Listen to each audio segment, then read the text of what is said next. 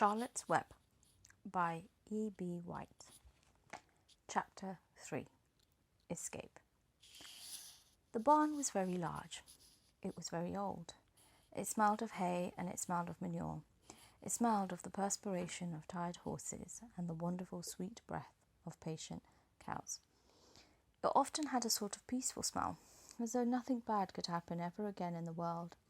It smelled of grain and of harness dressing and of axle grease and of rubber boots and of new rope. And whenever the cat was given a fish head to eat, the barn would smell of fish. But mostly it smelled of hay, for there was always hay in the great loft up overhead. And there was always hay being pitched down to the cows and the horses and the sheep. The barn was pleasantly warm in winter, when the animals spent most of their time indoors, and it was pleasantly cool in summer, when the big doors stood wide open to the breeze. The barn had stalls on the main floor of the work horses, tie-ups on the main floor for the cows, a sheepfold down below for the sheep, a pig pen down below for Wilbur, and it was full of all sorts of things that you find in barns: ladders, grindstones, pitchforks, monkey wrenches, scythes, lawnmowers, snow shovels, axe handles, milk pails, water buckets, empty grain sacks, and rusty rat traps.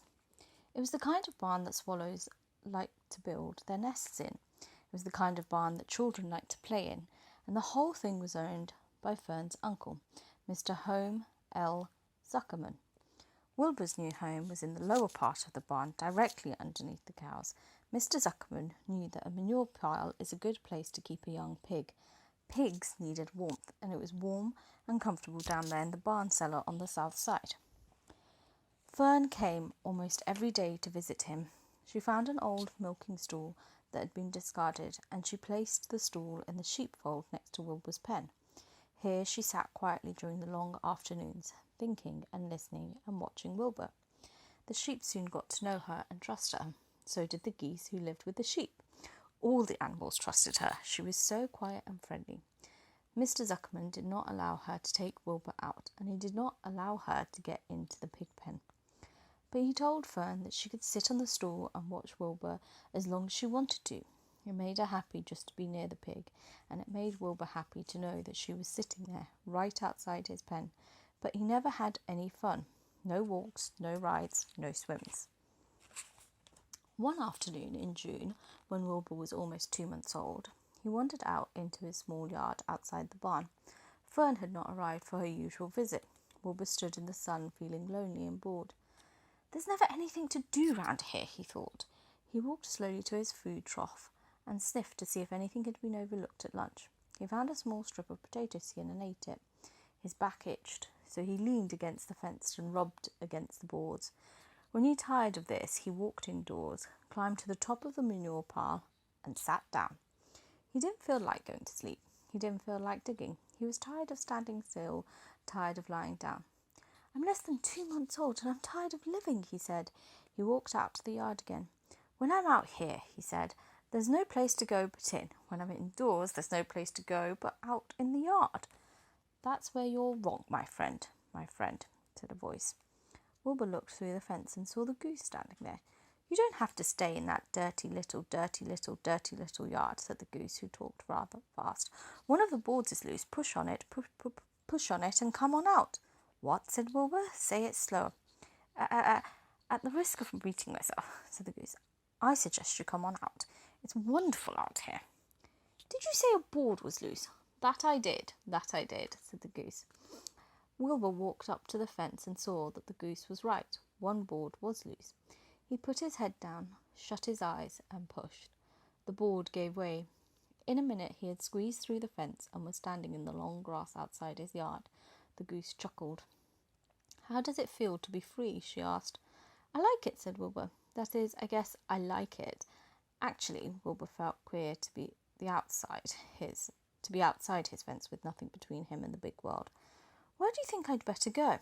Anywhere you like, said the goose. "Go down through the orchard, root up the sod, go down through the garden, dig up the radishes, root up everything, eat grass, look for the corn, look for oats, run all over, skip and dance, jump and prance, go down through the orchard and stroll in the woods. The world is a wonderful place when you're young." "I can see that," replied Wilbur. He gave a jump in the air, twirled, ran a few steps, stopped, looked all around, sniffed the smells of afternoon, and then set off walking down through the orchard. Pausing in the shade of an apple tree, he put his strong snout into the ground and began pushing, digging, and rooting. He felt very happy. He had ploughed up quite a piece of ground before anyone noticed him. Mrs. Zuckerman was the first to see him. She saw him from the kitchen window, and she immediately shouted for the men. "Homer!" she cried. "Pigs out! Lovey, pigs out! Homer! Lovey, pigs out! He's down there under that apple tree." "Now the trouble starts," thought Wilbur. "Now I'll catch it." The goose heard the racket, and she too started hollering. "Run downhill, make for the woods." "The woods!" she shouted to Wilbur. "They'll never catch you in the woods." The cocker spaniel heard the commotion, and he ran out from the barn to join in the chase. Mr. Zuckerman heard, and he came out of the machine shed where he was mending a tool. Lurvy, the hired man, heard the noise and came up from the asparagus patch where he was pulling weeds. Everybody walked towards Wilbur, and Wilbur didn't know what to do. The woods seemed a long way off, and anyway, he had never been down there in the woods and wasn't sure he would like it. "Get round behind him, Lurvy," said Mr. Zuckerman, "and drive him towards the barn, and take it easy, don't rush him. I'll go and get a bucket of slops." The news of Wilbur's escape spread rapidly among the animals on the place. Whenever any creature broke loose on Zuckerman's farm, the event was of great interest to the others. The goose shouted to the nearest cow that Wilbur was free, and soon all the cows knew. Then one of the cows told one of the sheep, and soon all the sheep knew. The lambs learned about it from their mothers. The horses in their stalls in the barn pricked up their ears when they heard the goose hollering, and soon the horses had caught on to what was happening. "Wilbur's out," they said. Every animal stirred its head and became excited to know that one of its friends had got free and was no longer penned up or tied fast. Wilbur didn't know what to do or which way to run. It seemed as though everybody was after him. "If this is what it's like to be free," he thought, "I believe I'd rather be penned up in my own yard." The cocker spaniel was sneaking up on him from one side. Lurvy, the hired man, was sneaking up on him from the other side. Mrs. Zuckerman stood ready to head him off if he started for the garden, and now Mr. Zuckerman was coming down towards him carrying a pail. "This is really awful," thought Wilbur. "Why doesn't Fern come?" He began to cry. The goose took command and began to give orders. "Don't just stand there, Wilbur. Dodge about," cried the goose. "Skip round.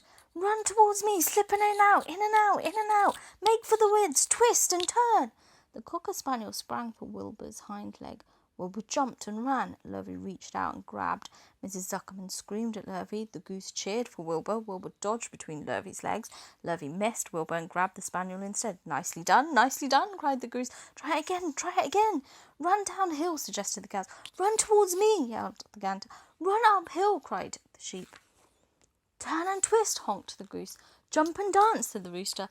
"Look out for Lurvy," called the cows. "Look out for Zuckerman," yelled the gander. "Watch out for the dog," cried the sheep. Listen to me," screamed the goose. Poor Wilbur was dazed and frightened by this hullabaloo.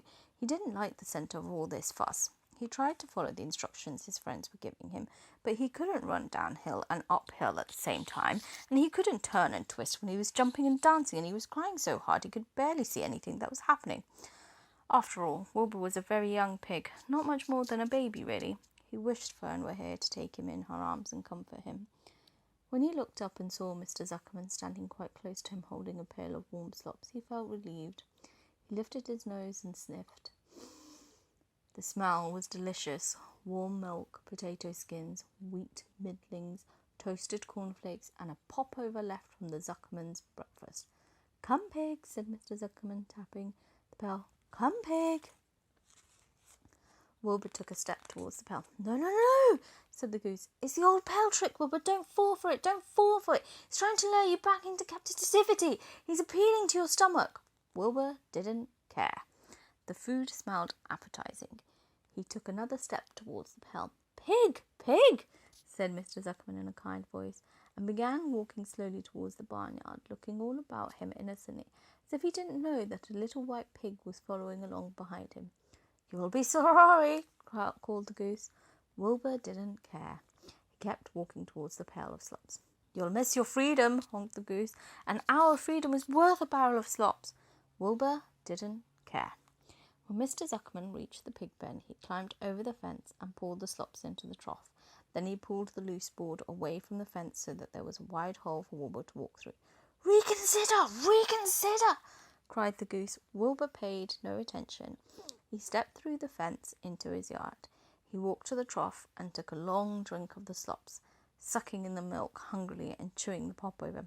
It was good to be home again. While Wilbur ate, Lurvy fetched a hammer and some 8-penny nails and nailed the board in place. Then he and Mr. Zuckerman leaned lazily on the fence, and Mr. Zuckerman scratched Wilbur's back with a stick. "He's quite a pig," said Lurvy. "Yes, he'll make a good pig," said Mr. Zuckerman. Wilbur heard the words of praise. He felt the warm milk inside his stomach. He felt the pleasant rubbing of the stick along his itchy back. He felt peaceful and happy and sleepy. This had been a tiring afternoon. It was still only about 4 o'clock, but Wilbur was ready for bed. "I'm really too young to go out into the world alone," he thought as he lay down.